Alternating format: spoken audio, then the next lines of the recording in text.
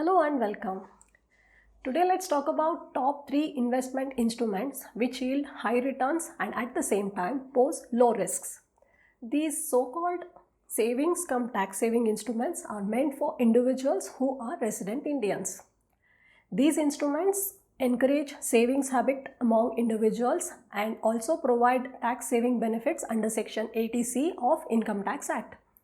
I said low risk instruments because returns are not market linked.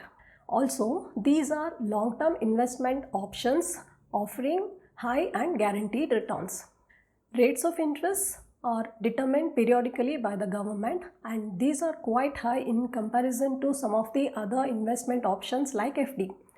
If you would like to know how interest on FD is taxed as per the Income Tax Act and what are the tax deduction benefits, you may consider to watch my earlier video, the link in the top right corner.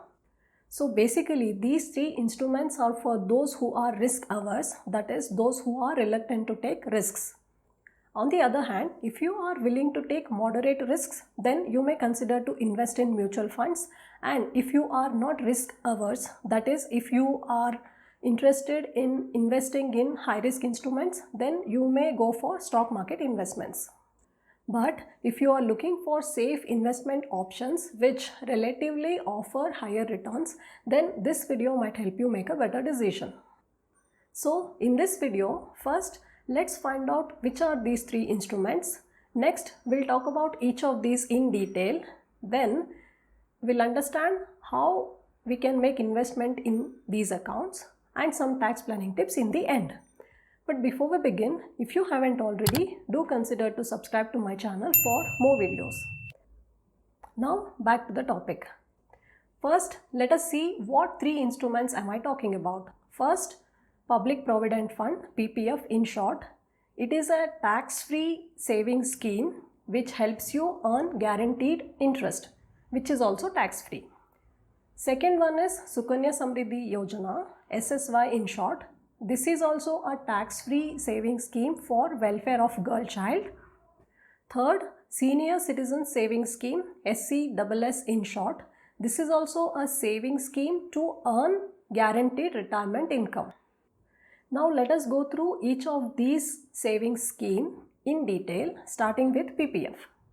Minimum deposit is 500 and maximum is 1.5 lakh for a year. This can be made in lump sum or in installments.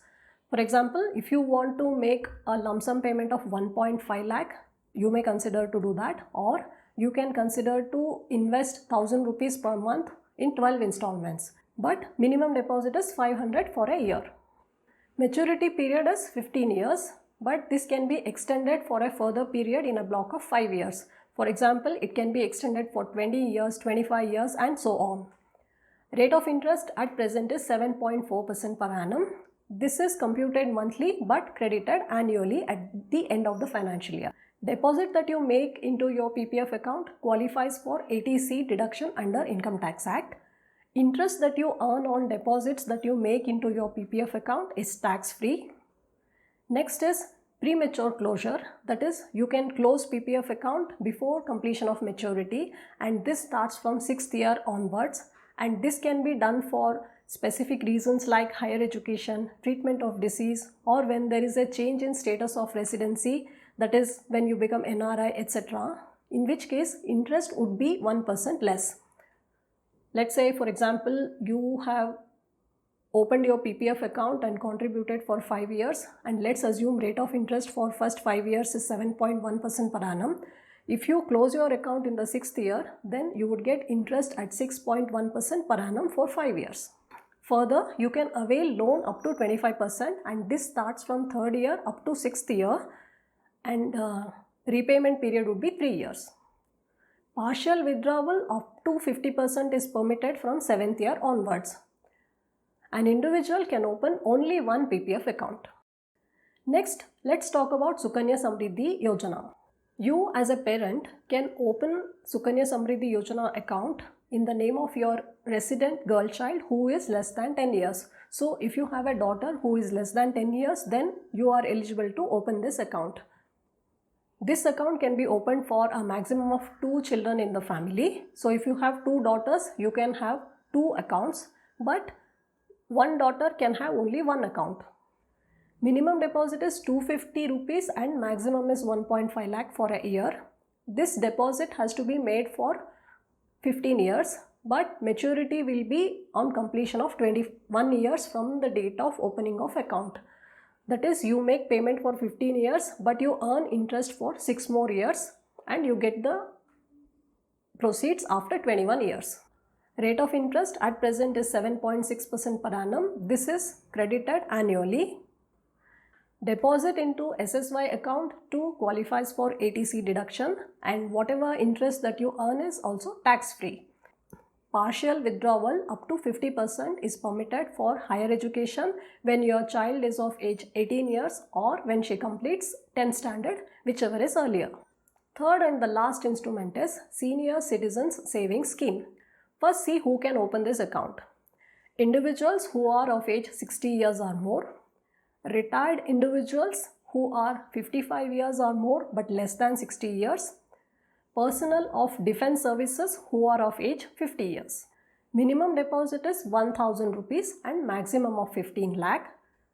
But for retired individuals who are less than 60 years, this limit is 15 lakhs or retirement benefit received, whichever is lower. For example, if you have received retirement benefit of 10 lakh, then the maximum deposit you can have is 10 lakhs.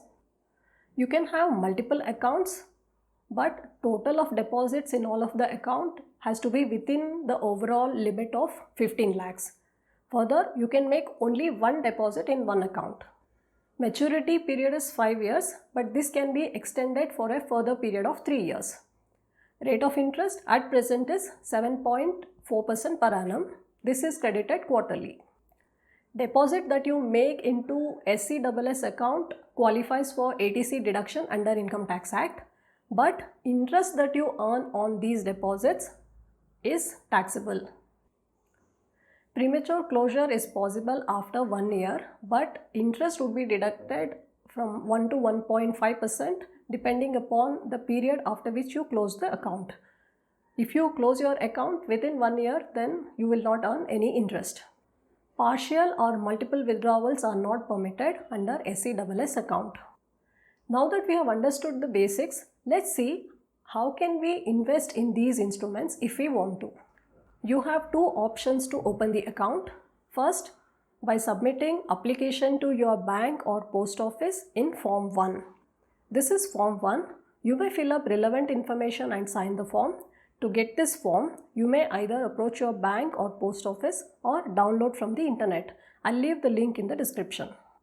Along with the application, you are required to submit KYC documents, that is proof of identification, address proof, and in case of SSY account, birth certificate of your daughter, along with check or draft for the deposit.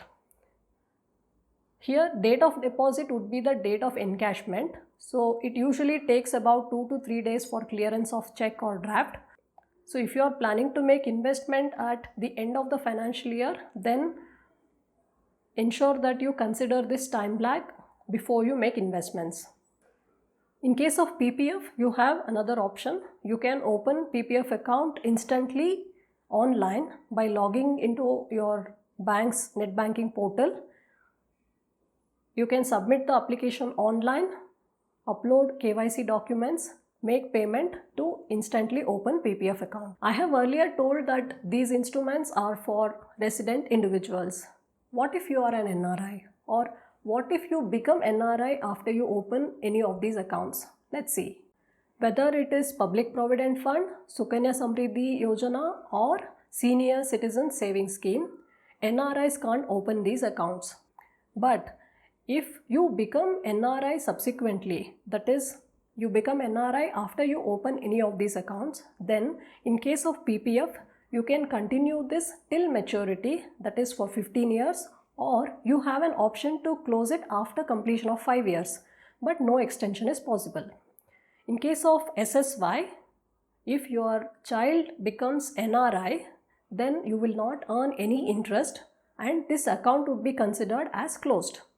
In case of SCSS, if you become NRI subsequently, you can continue this till maturity, that is for 5 years. Now let us do a quick comparison of all three investment options. In case of PPF, you can have a minimum deposit of 500 rupees and a maximum of 1.5 lakh for a year. In case of SSY, minimum deposit is 250 rupees but maximum is same, that is 1.5 lakh for a year. In case of SCSS, minimum is 1000 rupees and maximum is 15 lakh and this is a one-time deposit. In case of PPF, maturity period is 15 years. It is 21 years in case of SSY, but you make payment only for 15 years. In case of SCSS, maturity period is 5 years. You can extend your PPF account in a block of 5 years, but extension is not possible in case of SSY. In case of SCSS, you can extend this account for 3 more years.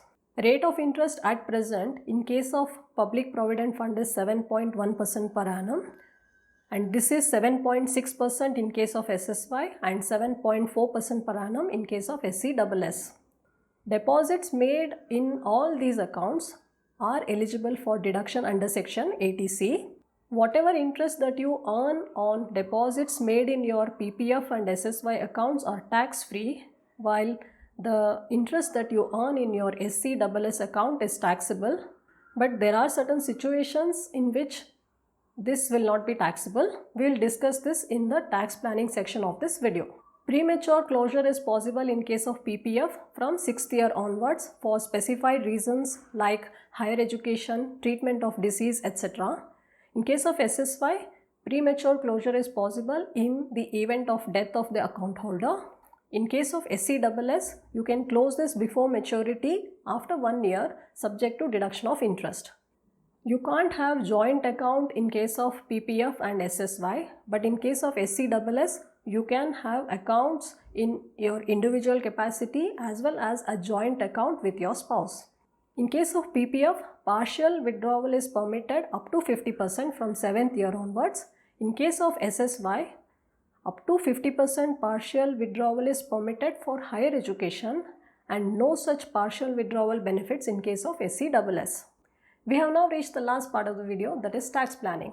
If you are intending to invest in long-term low-risk instruments, then you may consider to invest in PPF, SSY or SCSS, whichever is beneficial to you over fixed deposit. Because rate of interest that you earn on any of these accounts would be much higher than what you get on your FD. For example, if you have a daughter who is less than 10 years, you may consider to open sukanyasamriddhiyojana account. If you are a senior citizen or if you are eligible to open account under SCSS, then you may consider to open such account. For others, you may consider opening PPF account over fixed deposits.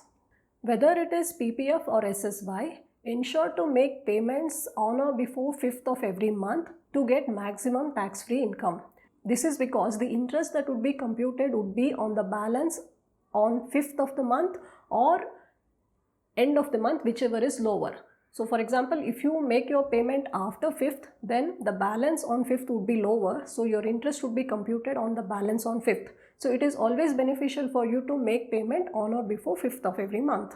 Open your PPF account during the end of the financial year, preferably before 5th March, to get early access to benefits like availing loan, partial withdrawal, premature closure, etc.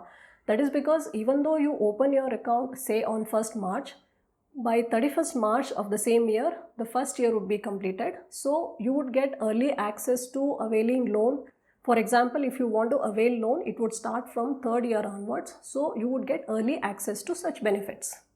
If you have deposits in your senior citizen savings scheme, then hold your deposit for 5 years so that the 80C deduction benefit that you have availed is not required to be reversed. If you don't hold your deposit for 5 years, then whatever 80C deduction that you have availed has to be reversed and tax has to be paid on the same. So to avoid this, always plan to hold this deposit for a minimum of 5 years. Then last would be, if you have deposit under SCSS, then submit your form 15G or 15H to your bank or post office. This can be submitted online or offline. This is required to be submitted if your total income is less than the basic exemption limit. In case of super senior citizens, that is those who are 80 years or more, basic exemption limit would be 5 lakhs. In case of senior citizens, that is who are 60 years or more but less than 80 years, this basic exemption limit is 3 lakh, and for others it is 2.5 lakh. So if your total income is within the basic exemption limit, then if you submit form 15G or 15H within the due date, then bank will not deduct tax at source. That is, no TDS at 10% would be deducted on the interest that you earn, and the entire interest would be credited to your account. 15H is for senior citizens and 15G is for others. So ensure that you submit this form. If you don't submit this form, then the bank or post office would deduct tax at source at 10%, and to claim this refund, you will be required to file your income tax return, which usually happens after several months from the end of the financial year. That's all I have for you in this video. Hope this was helpful. If you enjoyed this episode, you may like and share the video. Thank you for watching.